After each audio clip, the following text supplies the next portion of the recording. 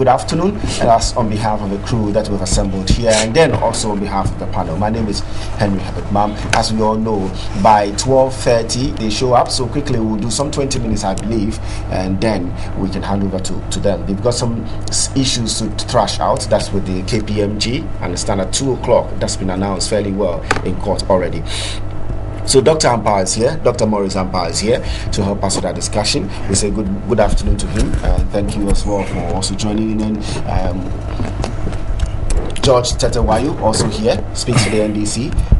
Dr. Maurice is also, Dr. Ampar is a legal practitioner, let me not forget that, just as Wayu is also a legal practitioner, speaks to the NDC. And then Gary Dimakumafo is also a legal practitioner and speaks for the MPP. So, well, we've got legal brains here, and we'll do our best to see how we understand what has happened within this short space of time through their eyes. Gentlemen, welcome.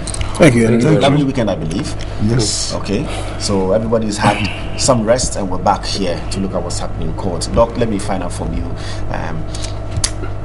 briefly. Good afternoon to your cherished viewers, and I'm so excited today because for once I'm seeing a refined, vigorous counsel for the EC.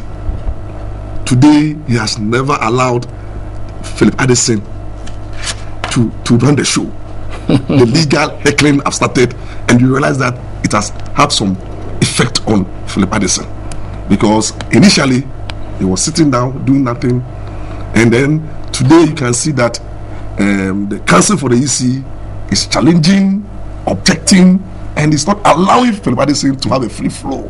So somehow Philip Addison have tried as much as possible to also break down Afarajan. And as hard as he has tried, you realize that Afarajan has also been somehow invasive, and at the same time trying to also assert himself. So it has become a 50-50 affair where Philip Addison is trying as much as possible to break down Afarajan, but Afarajan too is also trying to resist, and that has been a trend with the various questions that have been posed to the Afarajan. I think the bench this time have come in to moderate the sort of the questions, especially the presiding judge has somehow come to the defense of Afarajan in several instances, or one or two, where he thinks that he have answered the questions, or the questions are unfair, and then you realize that Justice Uche have been also very, very articulating, trying to find out from Afarajan that he should be able to explain things and avoid being invasive, and this has been a trend. But all in all, you realize that Chachu also came in to object, and thinking that certain questions have not been pleaded or they were not in evidence, and this set the tone for Kwashiadan to start heckling, and that has been a trend, and it's so far so good, but I'm somehow not comfortable with Afarajan. You can see his demeanor that the man is not comfortable at where he's sitting at all. Then Philip Addison is making things very difficult. As I've already said, Addison is a very stubborn in quote, cross-examiner. He goes, he starts and then asks 1-2 questions and put the questions down. Then goes round. So if you don't take care, you may think that he doesn't know what he's doing. And at the end of the day, he goes round and then catches you on the break. And that's what he has been doing to Afarajan, and is scoring a lot of points there. But at the end of the day, too, I'm happy for the way the court is managing the cross-examination, and also not allowing too much objections to overshadow the proceedings, because initially anytime there's objection they have to go on recess, but this time they sit and then either rubbish or allow. At times even they don't make any comment at all. The two lawyers, you talk, then you control. Then you continue. Yes, because they realize that if they say they rule on every objection, then the way EC lawyer counsel, I don't know the advice. I think last time he was listening to me and the other panel members. You realize that he has decided that, look, I will not allow Addison to have a free flow. I will always, and as necessary, object. And it's paying off. It's putting Addison in a very uncomfortable situation this morning. I can assure you that a lot of them watch from all sides, and we get feedback sometimes even the course where the hearings in court. So it means that comments pass here, mean a lot to all of them there. They take a cue, either they themselves listen to it, or people who have interest in this, who are connected to them, quickly go and draw their attention that this is what the public thinks, or this is what some people out of the courtroom. So that's me. Well, inform all of you, and your comments mean a lot to them. Yes. Out there. Yeah, Gary. Today is for Philip Addison, and you've watched him. He started he's continuing with his cross-examination. We're seeing what really is going on. He's also being met with, like Doc said, good afternoon. A lot of explanations on the other side. That's for Farijan. Good afternoon to your cherished viewers. I think, as you rightly said, this program is being viewed, everywhere, and I have had judges. Some of them even asked me questions about what has been going on here, and I can assure you, it's being watched all over, and therefore. Our comments here also should be circumspect, especially, now there's also another fiat that, lawyers who are also in the habit of speaking, or misrepresenting facts, are also going to be going to sanction. Yes, so last Thursday. So I think it's very consistent with the fact that we have all must be careful what we say here, and what we say should really reflect exactly what is happening in the courtroom. Nothing more, nothing less. Dr. Farijan today. I think so far it's been that way, isn't it? Oh, it's been that way. I think it's been very fair. But today, Dr. Farijan, as my learned brother rightly said, you see, the man has been trying to be evasive with the answers. I've always maintained that as a referee, what do you stand to gain or lose if you come to the court and state the facts as they are? Well, you don't lose anything. You don't gain anything. You only gain your reputation back. You see, he's being asked about his special voting being on coalition paper. His own regulations, it was clear that those information should be on the coalition paper. Yet he's insisting that they should be on the pink sheet before you transcribe it to the coalition paper. So I don't know whether Afraja now is now making new rules or making new guidelines for himself. I don't know. If your own regulations say so, and maybe for one reason or the other your officers did the wrong thing, what's the big deal? You admit and you move on. You see, when you are in a witness box and you are not being straightforward and frank and candid with your dealings with the court, you invite more questions for yourself, and that to me is my problem. But let's say his answer in respect of that particular question, I don't know, but sometimes I get the feeling, yes, that's the regulation does not say so, but maybe he is trying to explain a difficulty to all of us, that in the case of the special voting, they are counted there at the collation center, and the regulation says they have to be captured on the collation sheets. Exactly. But he's saying perhaps just to keep some records of it, it goes to the pink sheet before it is transferred. No, Henry, how do you that's his explanation. How do you, so that we can get records of it? That's for him. Henry, how do you do it like that? How do you do it like that? You see, the rules of engagement. Every game has got rules of engagement. Football has got rules of engagement. These elections, the rules of engagement are the CR75 and it's his own internal manual. You understand? And if your own internal manual said, look, this information, because once the voting is cast, they are not counted on the same day. Sure. They must now be brought back on the exactly, and then on a day. Exactly. And your rule says that, look, your own manual says once it is counted, the information should be on the collation paper. Mm-hmm. So why do you come and tell the court that it should rather be first on the pink sheet before the collation paper? No. Don't forget, Henry, that information on the pink sheet are also transcribed on the collation sheet, and then for onward transmission to Accra. Yes. But this one, they said you have to put it on the collation paper straight away. So why do you say you put it on the pink sheet? You see, and this is inconsistent with his own information on his own election manual. You see, I just want this thing to be very simple for Dr. Farijan. You see, life will be very uncomfortable for him in the box. You can see his demeanor; he's not comfortable at all in the box. He's being pushed. Because sometimes he's being actually asked to give a yes or no answer. No answer. Yes, and that should they come without explanations from him? It gives him away, isn't it? No, you see, the questions are quite clear. Yes, the question is yes clear. or no. Yes, but if you say yes, it means that you have gone the other way. No, when the question comes yes or no, you either say yes.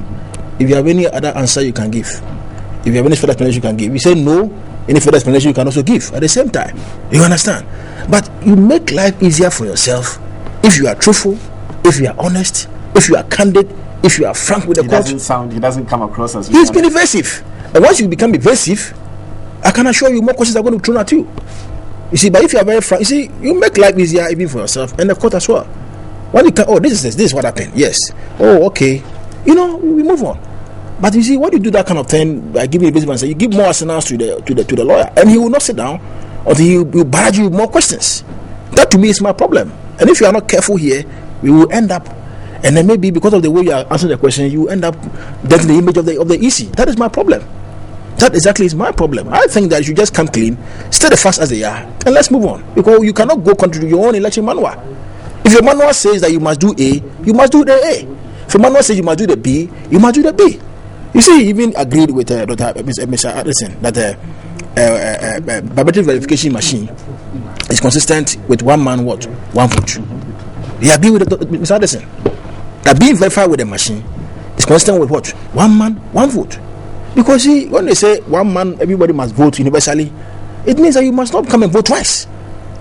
And if your hand is on the machine, there's a likelihood that you can come and vote more than once.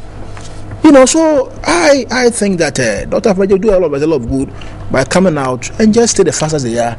You see, and then we can get this matter off our hands once and for all. Okay, so Mr. Wayo, day 30, and generally your comments before we touch on 1, 2, or 3 substantive issues that have come. We have one that's standing with KPMG that we cannot get into because we don't know the substance of it, but issues to do with register that has been given to parties and print houses that were contracted to do this whole thing, and the number of ballots actually printed, aside issues to do with special voting. Generally, we don't touch on those things for now. Generally, what has a hearing look like for you today? Thank you very much, Henry, and good afternoon to your cherished viewers. As usual, and I always premise that not because I come from the point of the respondent, but I think that cross-examination should bring out something. It should be that element of putting a certain weight onto your case against your opponent. And so far, I'm not seeing much. Last Thursday, the tail end of the program, I saw Lawyer Addison going there and trying to seek some information to aid his case. But today, for example, I was listening to my 2 learned friends here, and the issue of scoring a lot of points, as Doc have indicated. But I beg to differ. Because, for instance, Henry, take the issue of biometric verification. Now, Dr. Fajan, this one have just made it clear that FOs, those who do not have fingers at all, the permanent people called permanent trauma, suffering from permanent trauma, and then those who have fingers but the machine cannot pick, they are suffering from temporary trauma. They are all verified. They are all verified. So Ghana should get what Dr. Fajan said that clear. So it simply means that verification is a process.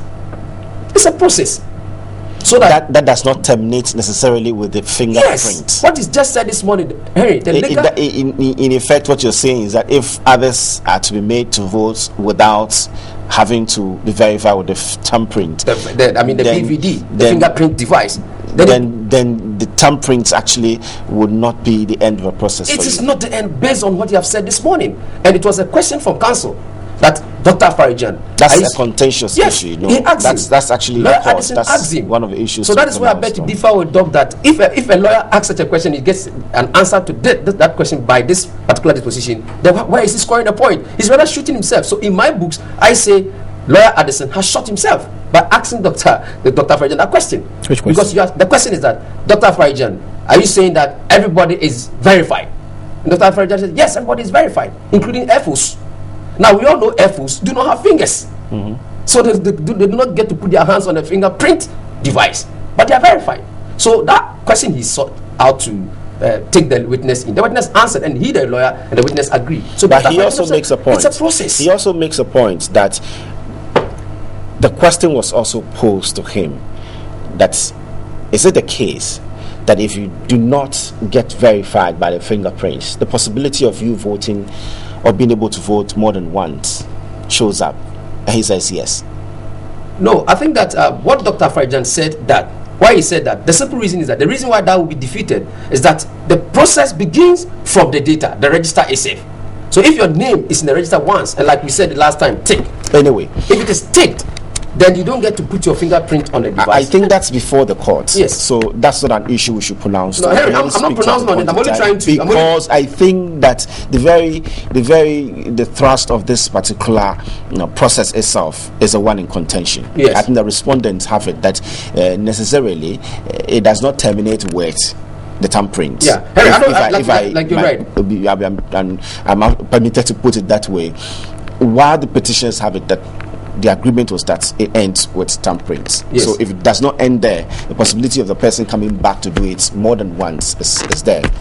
Is what is in contention. No, you're right. So like you said, we don't need to go into what is before the court. But I'm only trying to react to the point that I don't see counsel scoring points, because you ask a question and the answer to that question seeks to neutralize. That's judgmental. Yeah, that's judgmental. Neutralize your. We have to stay away. The issue of Dr. Farijan being evasive, I still do not get it, because for instance, if counsel is asking confusing question, because according to the witness, he says he said it on the number of times, 2 or 3 times, that he doesn't understand what counsel is seeking to get. Sometimes counsel need to redirect the question. So if you say Dr. Farijan is evasive, you're not happy about the fact that the witness gets confused, but that will not take away the style of the petitioner, the counsel of the petitioner. Well, that's his style. That's how he wants to get his information. So if you open yourself up to be confused in the box, that's not his business. And if you turn out to be a witness who gets confused easily under cross-examination, so much better for him. Let me come out and reply to my friend, my little friend. You see, the duty of the cross-examiner is to get you confused. You see, and that's no mischief at all. It's not mischief. And as long as you're speaking to facts. No, but Harry, not when we scenario you have to give document and there's no document. You ask me. No, there's document. There's no document in my hand. Please, no. There's document. How do you get a document? There are pleadings. The analysis is in evidence. You get me right? The analysis is in evidence. And then Philip Addison also said that I gave you the analysis Thursday or so to go through, and then you threw it. You said you don't need it. So the analysis.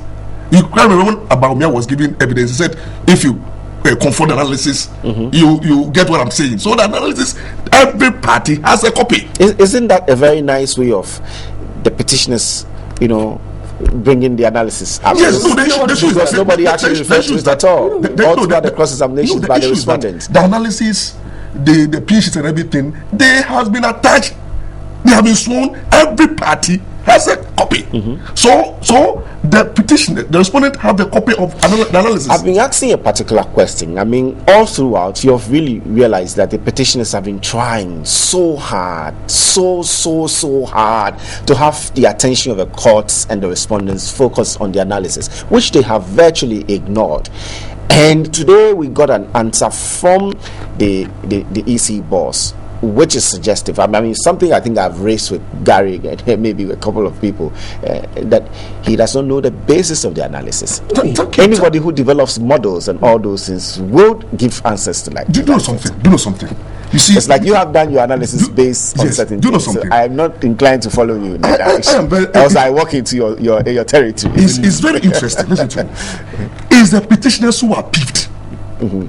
Look at it from simple reason. Sure. It's not the respondent who are peeved.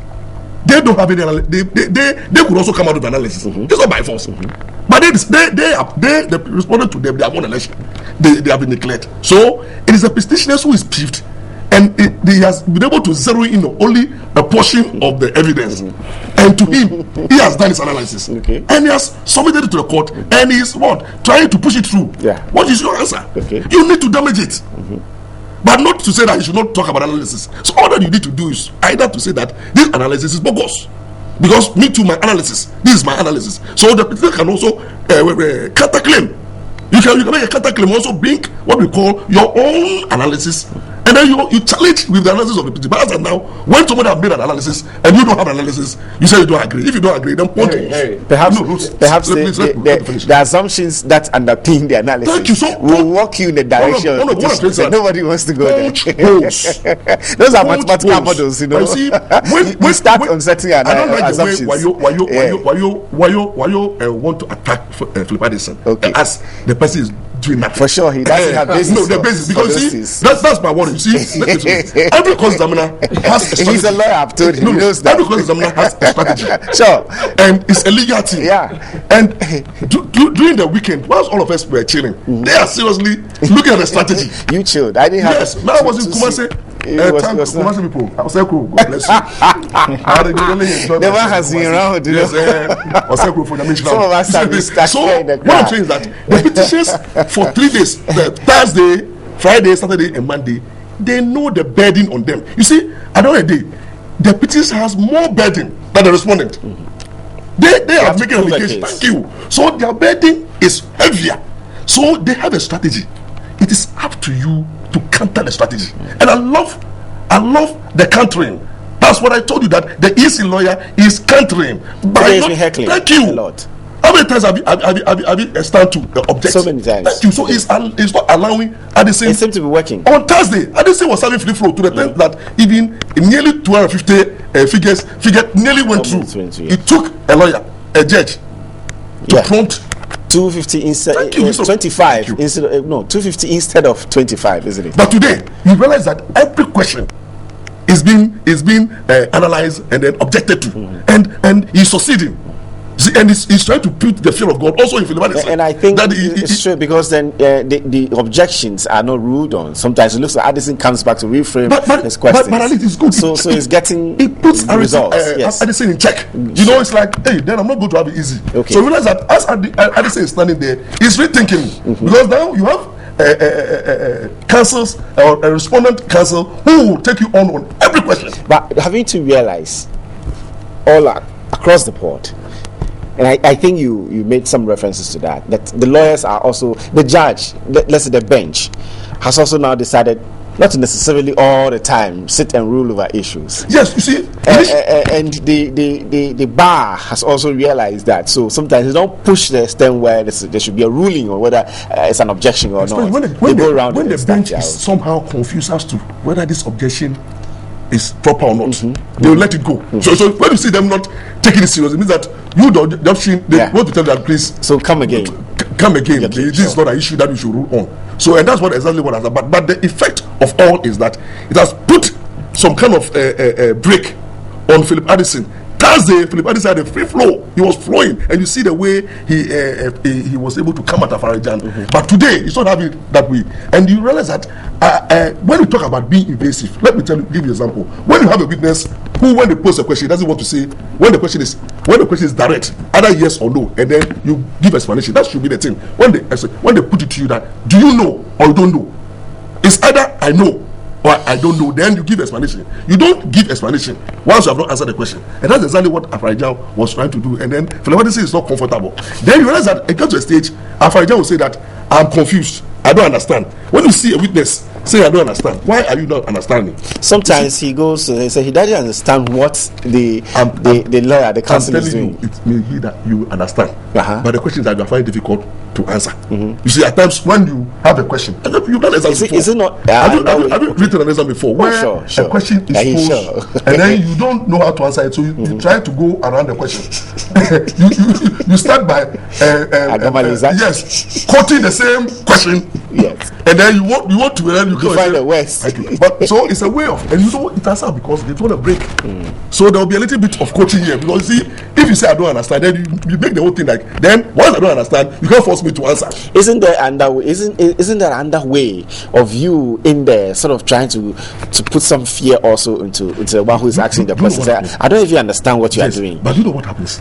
The question is not only posed to you, the question is also posed to the bench. Sure. So when the bench ordinarily knows that this question is certain, if there's no ambiguity, and you pretend that you don't understand. Okay. So it goes against you. Okay. That's the demeanor. This means that you are being invasive. You see, you don't want to answer it.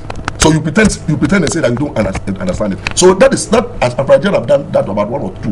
And as we went on the break, you can see that his push-shy is at times he doesn't understand or he refuses to answer. But at the end of the day, today, I think the EC Council have done very, very well by not allowing Philip Addison to go all out. And also, you realize that one certificate and then this Council for the President also came in arguing on the objection. And it is good because it's putting a lot of pressure on the petition legal team to rethink that they will not have it easy.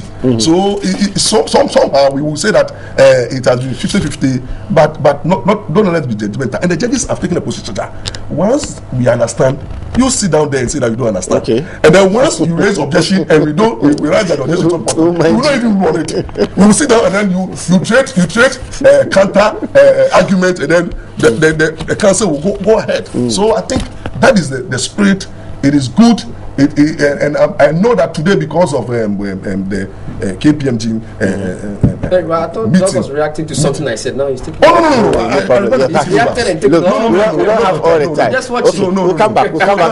So I think on a nutshell, we should not be judgmental on the various councils. But everybody has a strategy. Tashikata has a strategy. I love it. People, no Ghanaians did not understand me. I was here and I said, leave Tatu alone. You remember? I said, leave Tatu alone. And I was being quoted. I said, Tatu will cross-examine until they cannot come. I want to say that let Tatu go out because he is a lawyer. He has been paid to do a duty. Don't gag him. Don't force him. So the same way, we should not gag any council. It's a court who can put brakes on you, not anybody. You realize that, I mean, this issue about register and the fact that they don't synchronize, if I'm getting it right, because the petitions keep saying that the register given to them was different from that which was given to other parties and all that. That's really is a big issue here. I know it is. Have you had? Well, it is. If you've also had time to check, it is cross-check from the other people, other parties, and to be sure that yours is different from what everybody else has. Well, Henry, let's even start by saying that Afrajan himself has admitted that with the foreign registration, some names have repeated itself, about 50 of them. You know, same name, same address, but different voter ID numbers. Okay. Which he explained the last time we met, that maybe when they are capturing your data, the first one is problematic, and so they have to take a second picture. And I think that one then registers itself again, and so then that's a problem. And they keep all those names in the same polling station anytime it shows up to. That's his explanation, which I'm just trying to refresh. This explanation, how will it go? I'm not asking that you should rule it. How will it go down well? How will it go down well with us? You know, these names have been replicated in the original register. Now the challenges is that if these people whose names have been replicated, they don't go through what we call the full verification, you having their hand put on a machine. Okay, it's a high probability that they can vote more than once because the name is there 2 times. Name is there, different ID number. So even if you want to take one name, they are on the same column. They are in the same book in different pages. Sure, because of the numbering. Exactly. So the person can come again and vote again. You know, as whether or not indeed people actually voted with this is another matter for the court to consider. Sure. But you know, that's why I don't know why consistently my friends on the other side are shying away from this machine. The machine which all of them agreed at IPAC meeting that look, we will ensure that everybody is verified biometrically. And Afrajan just said that, you know, by verification will mean that your hand must be on the machine. And even, you know, I don't know why for now. He has subsequently walked away from that a bit with the Omahini scenario. Exactly. So you see, that is where it opens the whole thing up. Exactly. I have a difficulty with because if all of us, Henry, if all of us, you know, it opens this whole thing up. Proud to going for an election, we all, you know, go and make, you know, sit down in a meeting and we have an agreement that look, this should be part of our rules of engagement. Anybody who comes in should go through the kind of process. We all agree. Now, along the line, you realize that look, some people didn't go through the verification as a complaint has been lodged. In the NDC's own petition, they say everybody was verified. So everybody was verified with the machine or otherwise. It's another matter. We know their definition. But they are saying that verification is a process. It's a process. And therefore, when you come in and then they swipe your card and then your data pops up, it means that you are going through some form of verification. But to them, the fact that your hand is not on the machine does not necessarily mean that you haven't been verified. Yeah. Well, the court will determine that matter, and I will not be here to put any interpretation on that matter. The court will determine it. Now, on the issue of this analysis matter, you see, this analysis of Dr. Bawumia is in evidence already. You see, that is easy, and consistently up to now, nobody wants to go there. We want to ask the man questions. They don't want to. They say we don't want to go to the analysis. They know the basis. The basis for the analysis. The basis for the analysis is simply an analysis of the pink sheet. The figures which were on the pink sheet will have been transcribed on the analysis sheet. Okay. They must answer questions on the analysis. perhaps you have not given them the assumptions which underpin the analysis. You arrived at the conclusion. Anybody, like I keep saying, who develops mathematical models will know that you start on certain assumptions, assumption A, B, C, and then it will work in a certain direction. So perhaps you have not given them the assumptions. It's just simple tabulation. That's what you think. I've also been very, very worried about the fact that it looks like all of them have ignored this analysis. And yet Dr. Baumia kept saying, let's refer to the analysis. Nobody wants to talk about it. He didn't give them assumptions. Henry, at the second round, he will answer questions on analysis. He was been with them all this while. From since the case started, he's been with them. Who? No, with all the respondents. Oh, you mean the analysis? Oh, yeah, he's been with them. So, all these questions will be asked, and he must tell us whether he understands or doesn't understand. If he doesn't understand, fine. Maybe questions will be put for him to explain, other things. But you see, it's in evidence. It's in evidence. So, well, as time goes on, we will see how late counsel Philip Addison will fashion out this analysis matter. But it's part of the case of the petitioners, and it's before the court. Now, on this issue about 250, which Doc kept referring number, you see, it was just an error which was chipped in. It was not deliberate. The figure is 250. He was cautioned. Oh yeah, the zero was there. Too smart. The zero was there. The zero had been cancelled. That was not good enough. Oh, the zero was cancelled in a very faint manner. He's saying that he didn't see it himself. Oh, you see, Henry. You see, I've been. That's part of a trick to confuse. No. You see, civil litigation, Henry, is a game that you're only on your feet. You make sure that everything that will not to your benefit will have to go in. We have been here. People have not filed pleadings. Okay. The amendment have not taken place yet. They want to push the doses in. Isn't it? I'm not saying so that Mr. Addison sought to put anything. And this is just a mere error. If the zero was cancelled, but are you also relying on error now? Oh, the zero was very faint. Gary, the zero was very, very faint. It was very, very faint. So I understand that, but the zero was very, very faint. So I mean, let's go to the Supreme Court opinion. We'll see what we can do. A lot of issues have played out.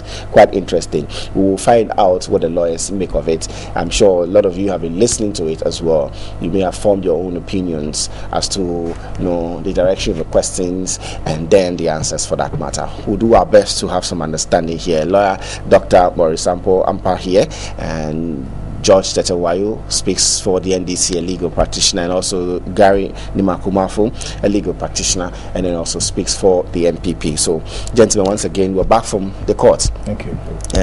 Another round of questionings and all those things. And it's been quite interesting. The last one having to do with, serial numbers on pink sheet. And if you recall, it was a big issue. It's been a big issue right from the days of Dr. Baumia all throughout. I think that we have been told how insensitive, or not sensitive, if I may put it right, serial numbers on pink sheets are until such time that you have information on it. And I think that's what the Dr. Farijan has been pushing all this while. But I think that counsel for the petitioners, for some reason, has reason to believe that it's not so, and that maybe Dr. Farijan is not disclosing everything fully. Thank you very much, Henry, and good afternoon to the viewers once again. I think what Counsel Addison is trying to do is to establish their point in court about the duplication of serial numbers, and this is one of the key principal violations. So, I mean, if you're a lawyer on your feet and you have that before the court, you really have to adduce evidence to substantiate that point and then discharge the burden with regards to that particular allegation before the court. And so, like I said, I keep to say, I was wondering when counsel is going to get there. But at least as he started veering in there, I became a bit clear that, okay, let's get into the matter. Now you are on serial numbers. It is one violation, you must declare it.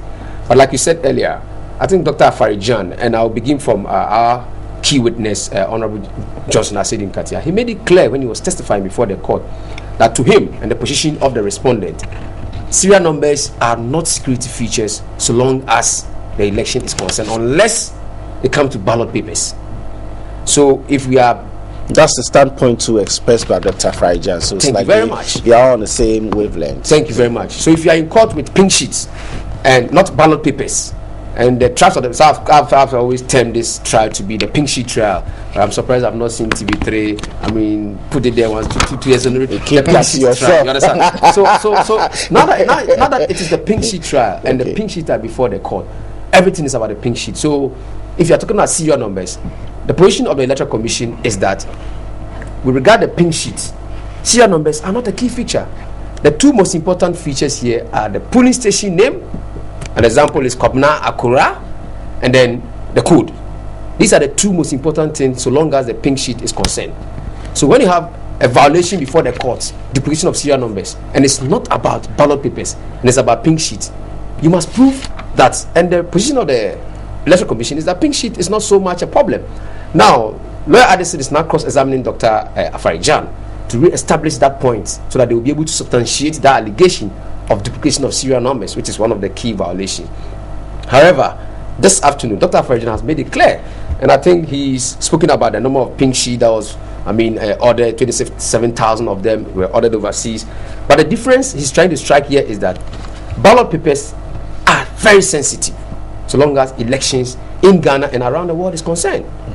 However, pink sheets are not sensitive, so that the degree of sensitivity is what matters. So it's until such time that something is written on the pink sheet, it's not considered sensitive. Let me just get you to hold on here.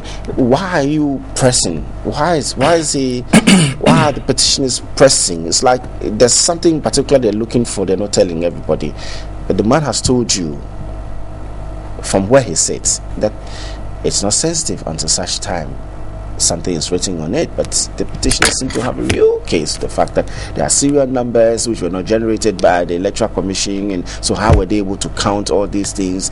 It's like they're not still clear in their mind. They're not taking Asfarijan for his word. Henry, good afternoon again. From where we are pressing, as I keep saying, now the plane is now, it's now flying. You when you get to where we've left the tarmac now. We are now off the tarmac. We are not on the tarmac. Do you see them very up soon? there? Very soon. Do you see them up there? No, mostly airborne. No, honestly, a plane must fly. But do you see them airborne?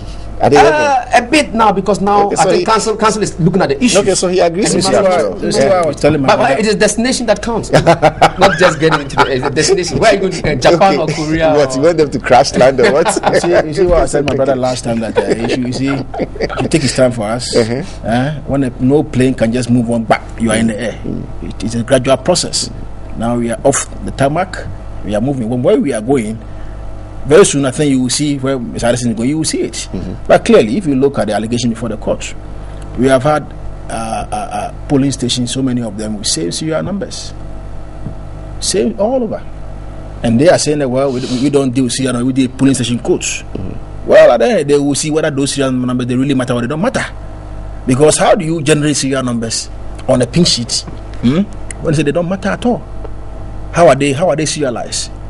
How do you have the same number on replayed on so many of the sheets? Say they are randomly given out. So I will say the printer will just get up and put the same numbers on a lot of pin sheets like that without any reference.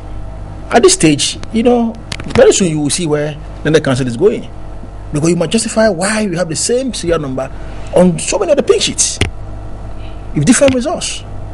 So it's true. So for you, now, the codes for the respective polling centers and other information vital, which is very peculiar to that particular station, they all don't mean anything at all. We are not saying it doesn't mean anything at all. Just the fact that you see serial number here and replicates itself, let's say in Zabzugu or Asukwa for that matter, then it's a problem. Even though you see clearly that the information on them are a bit different, with codes and everything to suggest where they're coming from. And if you're listening carefully to what Atafanya was saying, he kept saying that, look, the serial numbers don't matter.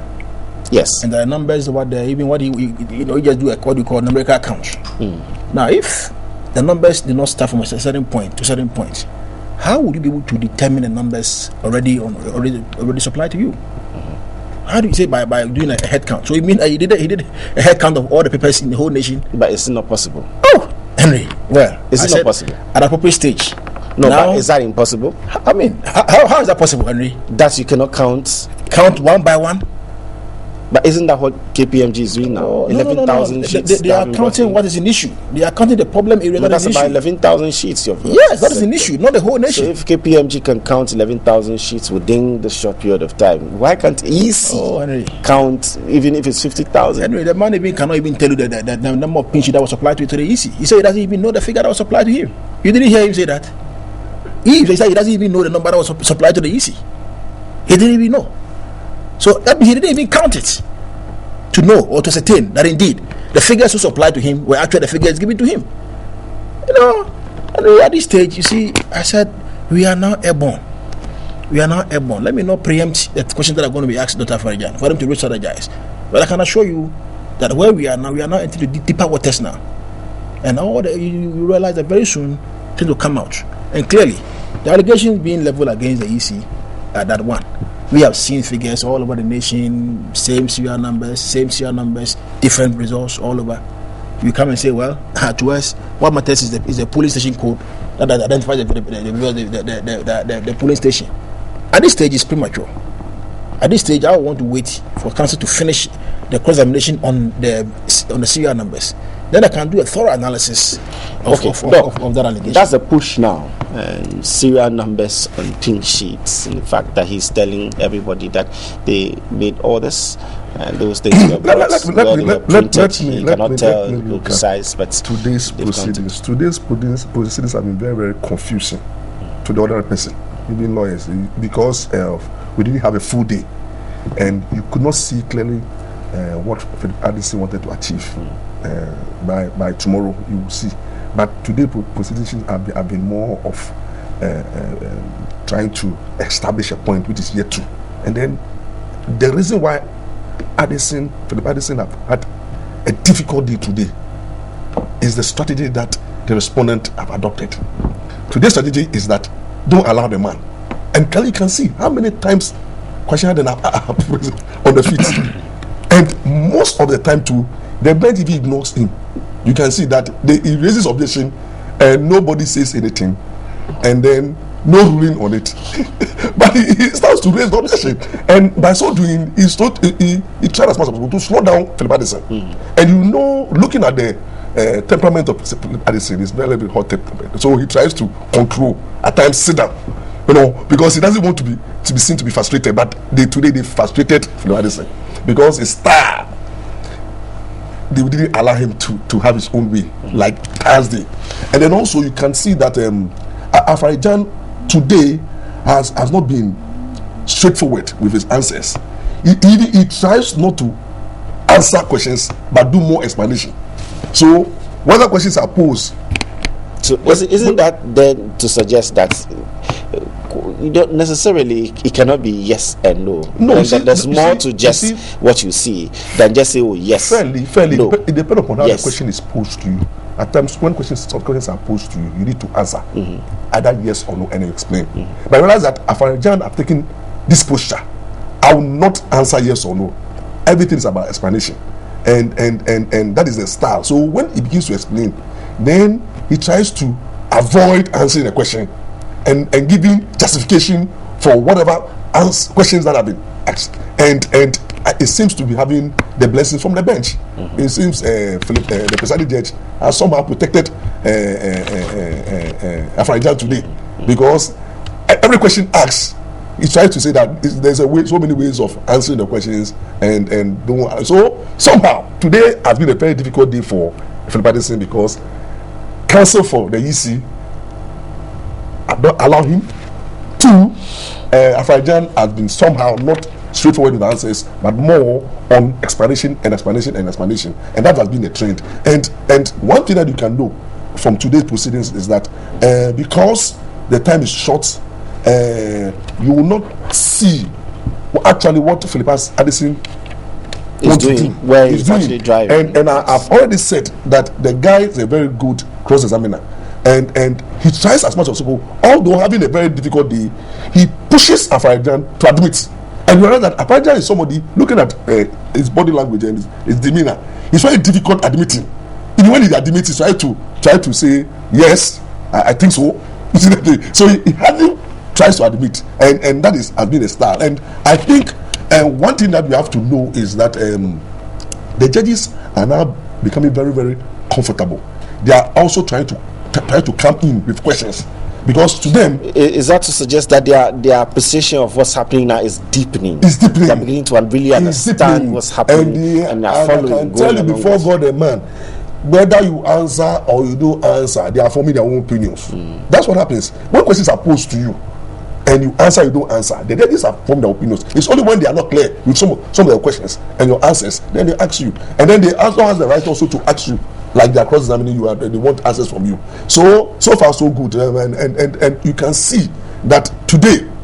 I want to praise Kwasi Adam.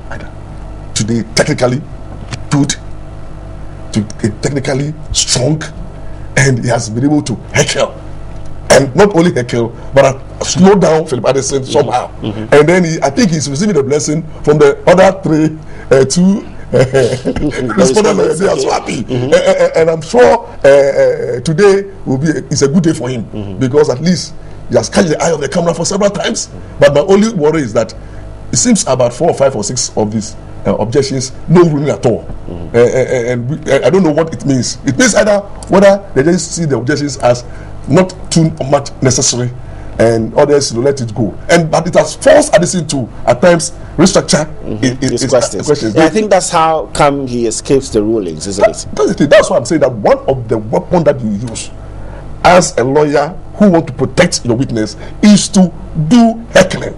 It's part of the game. It's part of the legal game. Once you do heckling, you don't allow your opponent to flow. And at times, your opponent have to think twice before answering the questions. But if you sit down, your witness will be damaged beyond repairs. And that's exactly what has happened.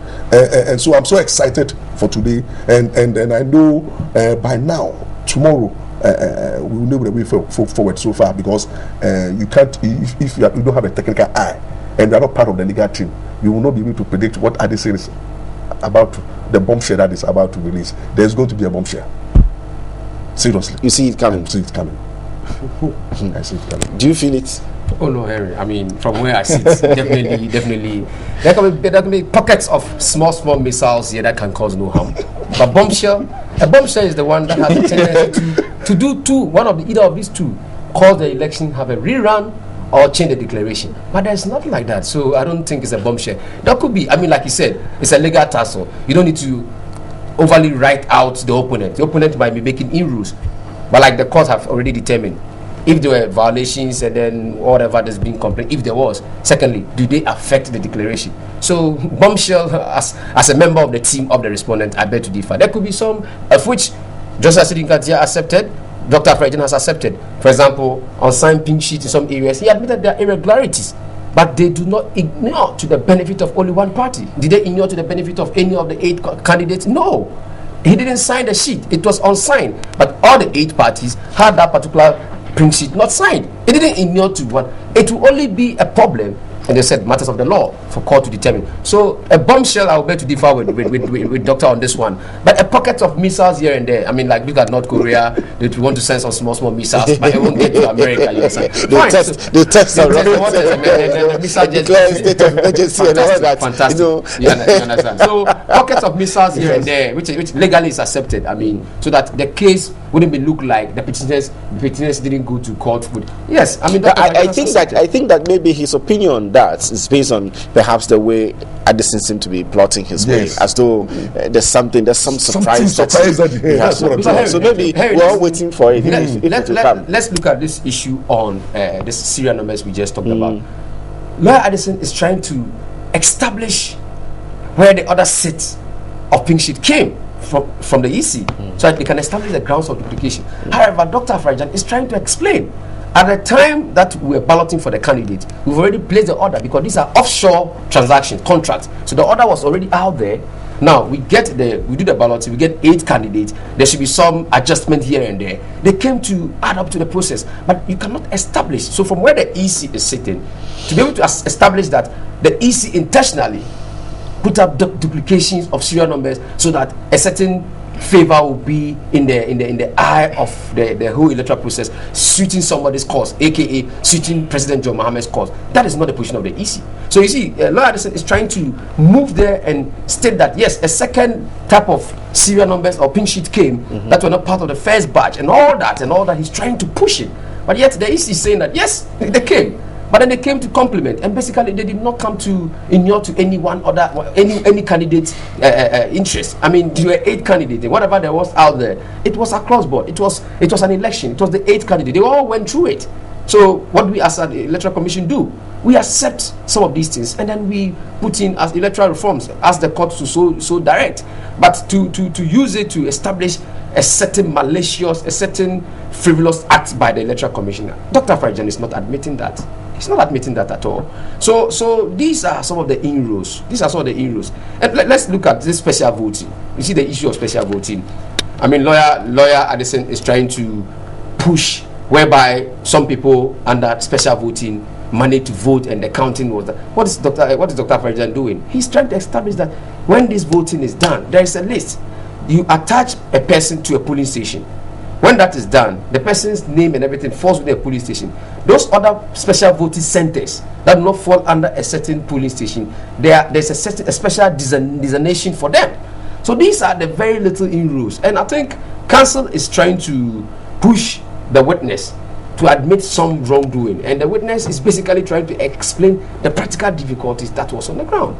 You understand? I mean, if you have to go back to later days, for example, if you see this, council is trying to establish that we can get information of the biometric, the special voting personalities, those who vote, a special voting list. We can get that information from the BVDs. However, that's when we will come once again to say, if you know all this, then why didn't you allow the EC to tender in the BVDs? Because it will inure to your benefit. Now it's gone. It's dead. You understand? So these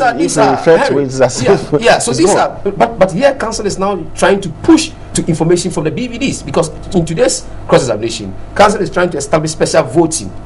That information is on the BVD, and the witness is trying to answer that yes, you can get on the BVD. They are transferred to a certain polling station to be used for the purposes. So these are the various, Doc keep to say, if you don't have the technical, if you're not basically following it legally, you will miss out of the argument.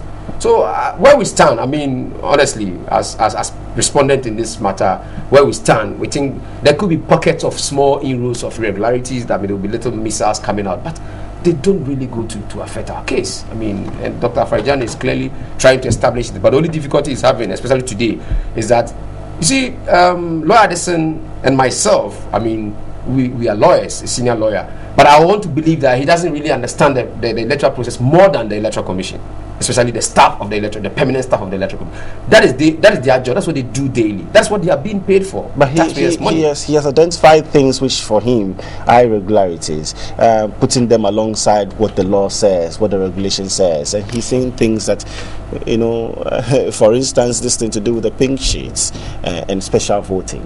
Farijan will tell you, yes, he read the regulation guiding or regulating the elections, yes, that you keep it at a police station, and then on a day when the collation is being done, you bring it there, you count in the full glare of the public, you transfer the figures onto the collation sheet. That's what the regulation says. Yeah.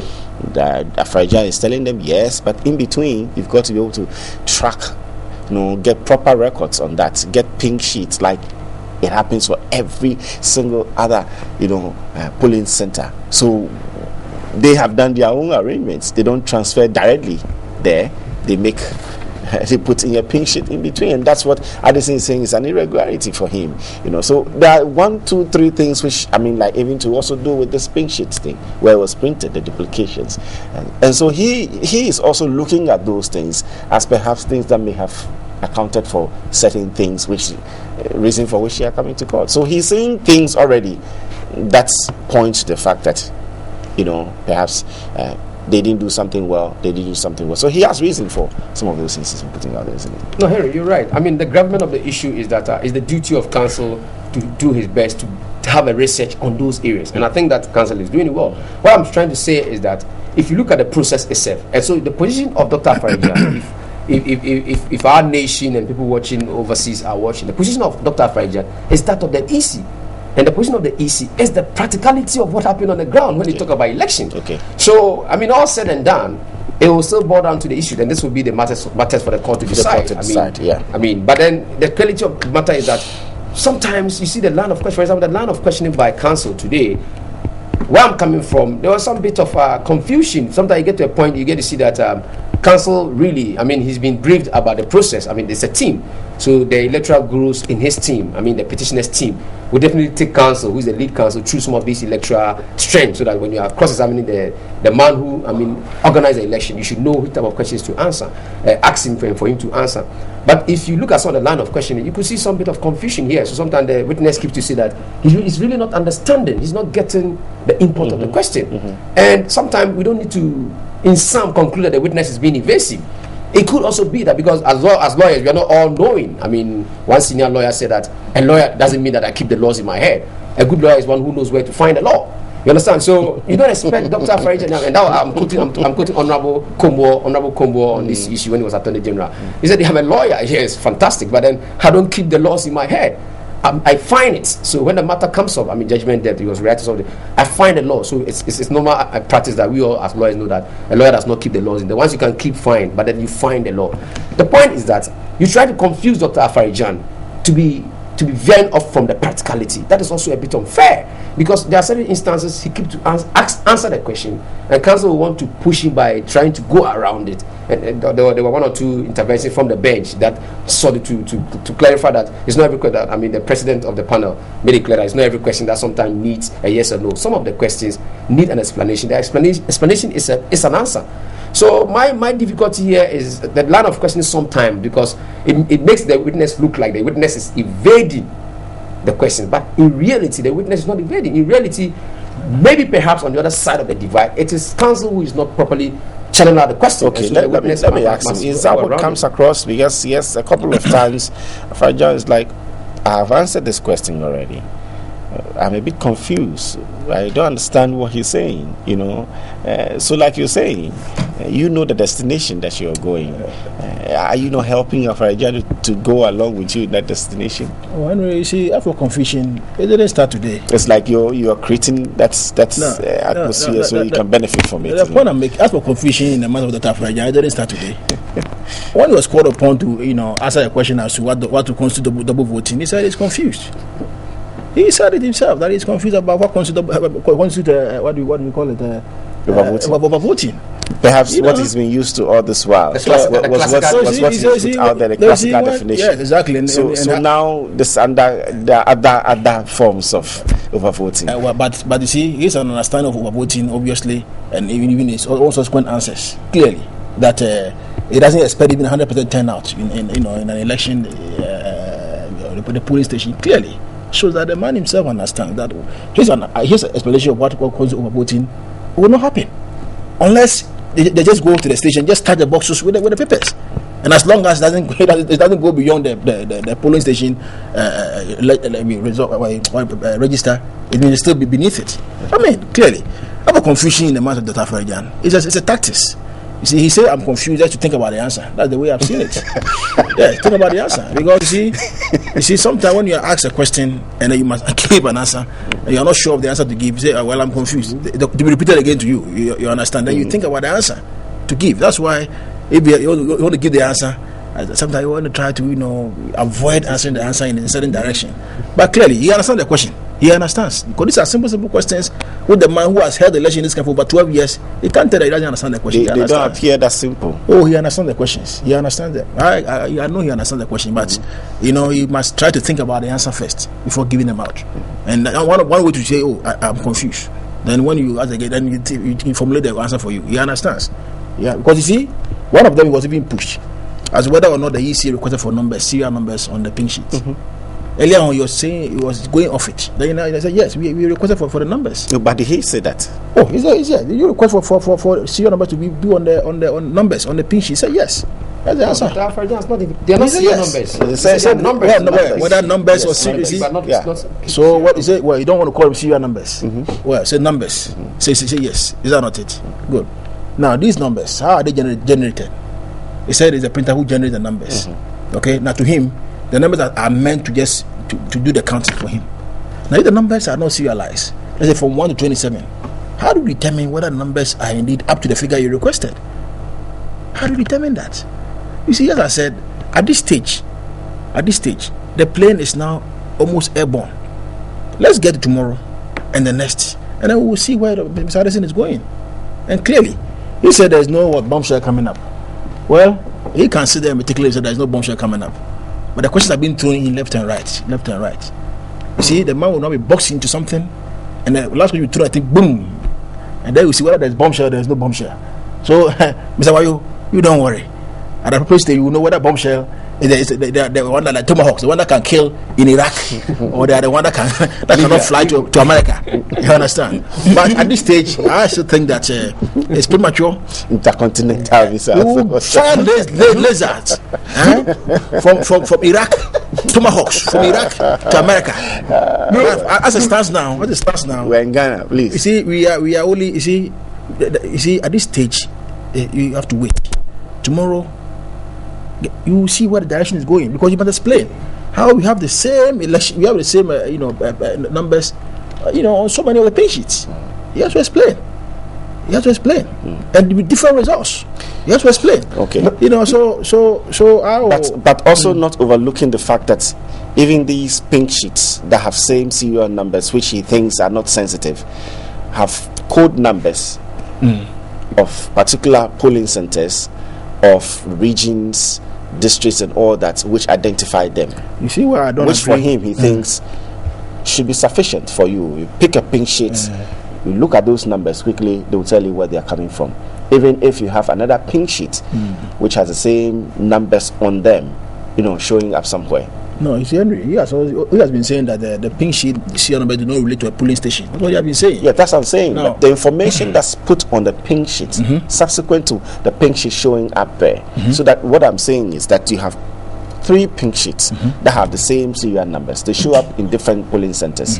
The information that is put on those 3 pink sheets will be different. What will identify them as same will be the serial number. What's the petitions are referring to as serial numbers. But subsequent to that, you will have to fill in the code of the polling center, and then the results of that center plus other results, which are very unique from what you find elsewhere. I think that's what he's been talking about as well. But that's it's not sufficient for the petitioners, because maybe you have reason to believe that something sinister has happened. Henry, the reason will very soon be unleashed. Okay. I don't want to preempt that. No, okay. Very soon to be unleashed. Okay, so just in the mind of those of us who are also listening and who are thinking what this pink sheets really mean, the serial numbers and all that. Just I understand you. So I think just leave that still. But I would disagree with Afarajan when he says that the numbers, the pink sheets are not sensitive. He's saying the numbers. I think yes. Until information is put on it. He also said that the ballot boxes are also not sensitive until such time that they've been used. Henry, that's his definition. I think you would. I disagree with him. Okay. I disagrue with him. You see, these pink sheets, even when information is not even on the paper.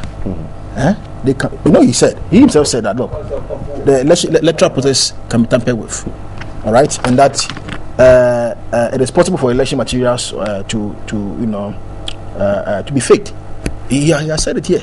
Now, he talked about the ballot papers. No, the materials, yes, the papers. He talked about specifically election materials. All these are part of election materials. The pink sheet, all the other part of election materials. No, but I heard him specifically say that ballot papers themselves are the ones that are very sensitive. Once you get the numbers into wrong hands, then they compromise the quality of elections. And do you know, as a matter of fact, that these pink sheets, somebody can pick a pink sheet and take it to a different police that you go and get different figures on them. Okay, so that's a point for you to so make. So you can't say that they are not sensitive. Sure. They are sensitive from day one until we finish. Because anything that happens with this thing, they can mar the integrity of the polls. Okay, but I think that he's made his point. You're also making your point, and that's before the courts now. Yes. Henry, I think there's one concern that I have to make, and it's a very serious concern. It borders on this election. Looking at my friend on my right side, Council, you see the way Council is moving his argument, capitalizing on my word, bombshell. Excited about it. And the council also says small things are. There's a little concern that I want to raise. You see, it is too early the way things are moving. This is a very difficult case. You realize that both the petitioner and the respondent are trading serious blows and you don't know who will knock each other. So my caution is to the various parties. You realize that if you look at the various social media, the MPP, for example, my beef with them is they've started telling their supporters to start jubilating. Oh, where? Oh, Sir John, you wave his hanky. No. Where? No. Yes, I don't want to refer.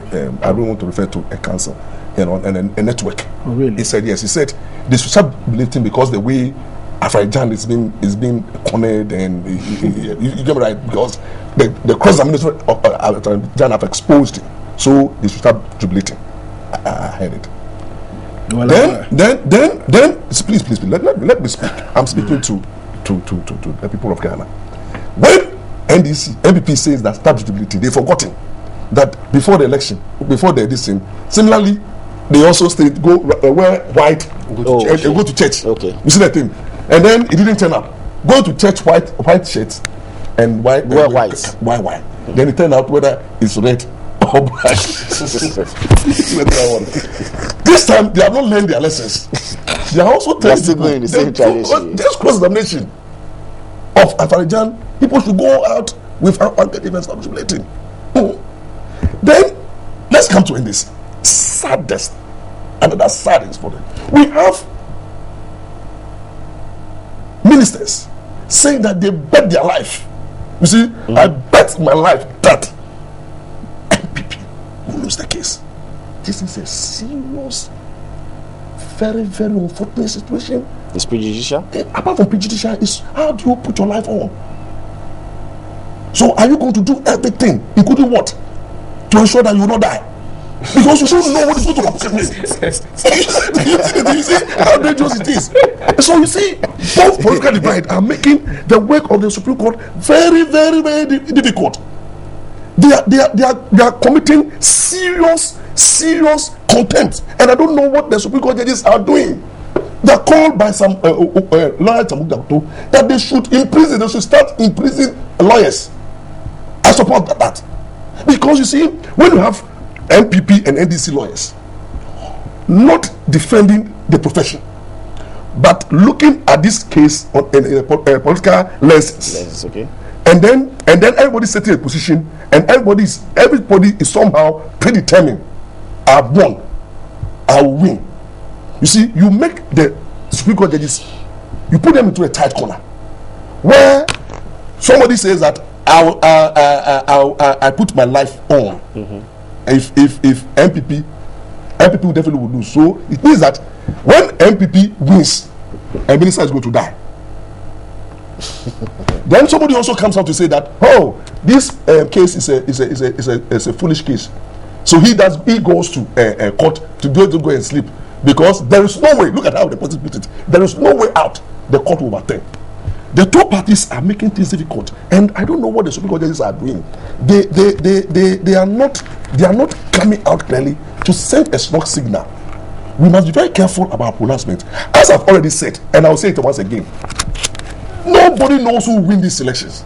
No matter how hard you push it. Listen to me. As a lawyer, I've gone to court and researched on cases. There is this case I thought I'll win, because everything is in my favor. All my initials and everything, I have realized that I'm going to win. File a motion for a court to strike out a case for an abuse of court process. No, technically, I entered a conditional appearance, which I honor to. So the counsel on the other side just look at the technical grounds.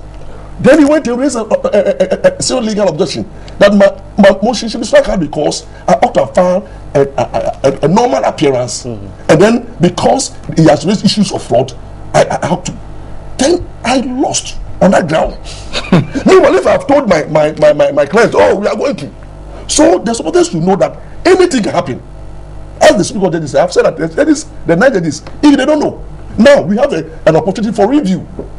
So even we will add another 11, they don't know. So even judges who are presiding over the case don't know. Another 2 to make 11. If they themselves presiding over the case don't know, how dare anybody sit to predict?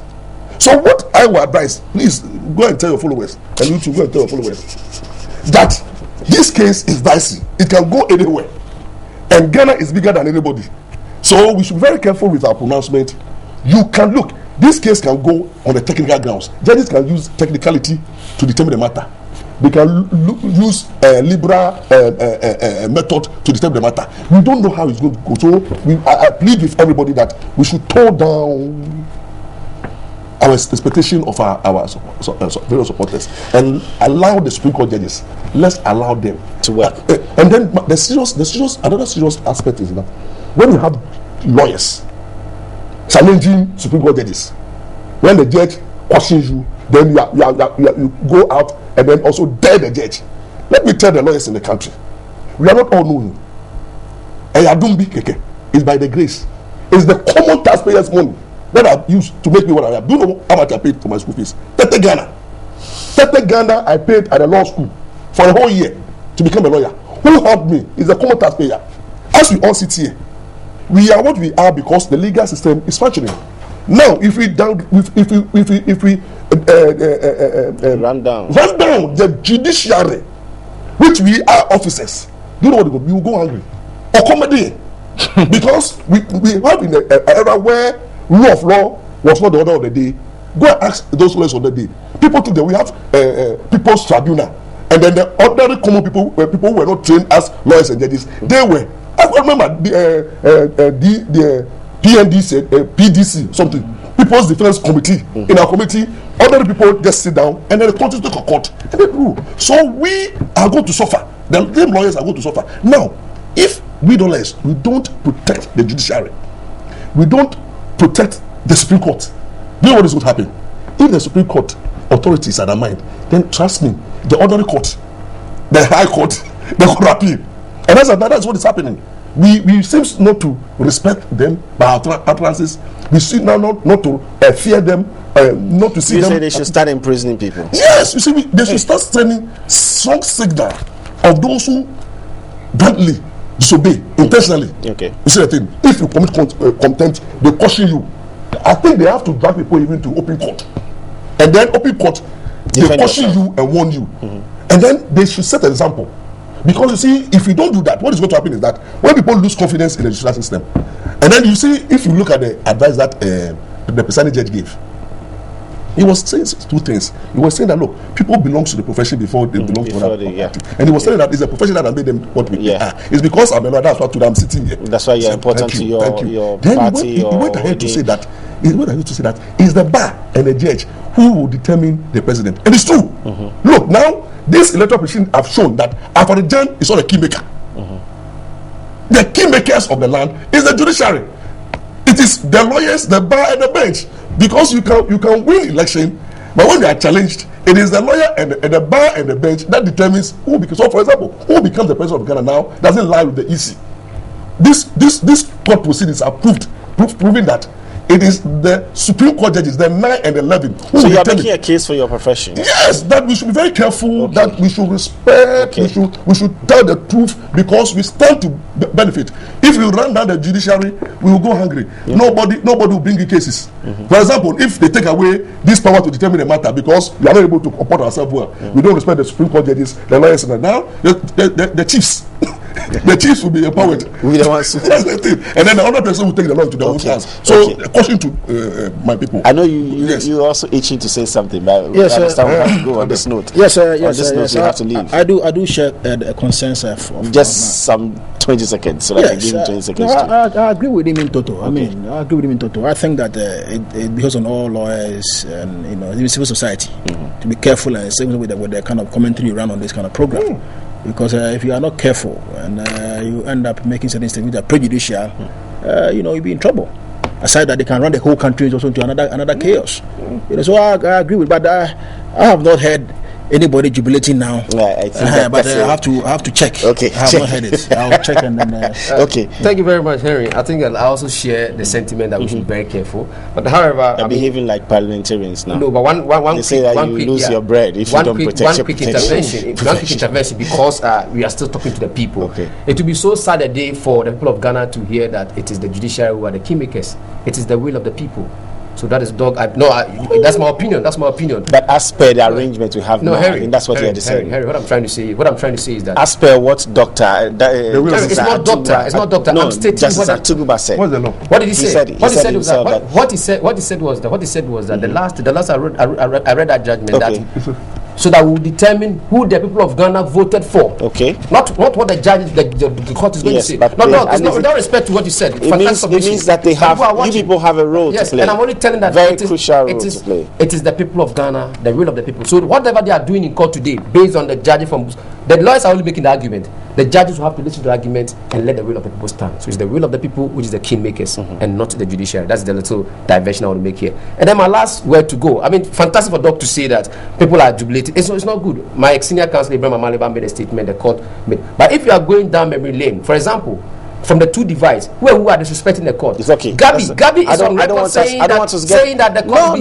No, please. No. I think that's what he has talked about. Say I'll bet my life. But that is what he's talked about. But Gabi says that you should stay away from that. Ata Kennedy said that with all respect, what the court is saying is when you are being controlled. No. When you are listen. I don't want us to get back there. Sometimes he did not mention anybody's name. He's just talking about scenarios. He's talking about cases that have come up and the need for us to control those things. Now you're going back to talk about this I wanted that. That's not what we're talking about. Those are bad examples. Very bad examples. So that's what he's talking about. It's like all those things together and say, let us stay away from those things. I think that we should all hold that in high esteem. Okay, so at this juncture we've got to say goodbye to why your last argument, that is the people who decide. But the people, after people have decided in election, are they not in court? Okay, so let's leave it there. So I say thank you to you. Thank you, Gary Lumakumafo. He's a legal practitioner. He speaks for the MPP. Henry, I think it's wrong. George Tetewayo is a legal practitioner. He speaks for the NDC. And then Dr.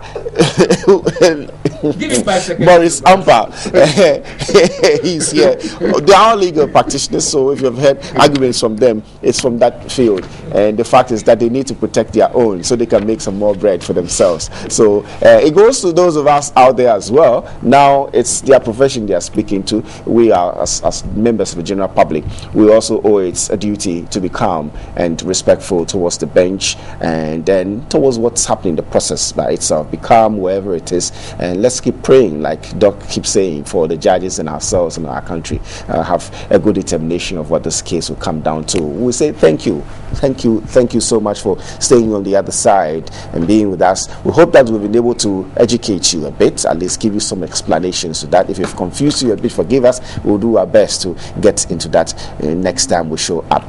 But it's been a great time having you, and for all your concerns, your text messages, your calls and all that, we say thank you. On behalf of the crew here, done quite wonderfully well. We say grateful to them and for their time.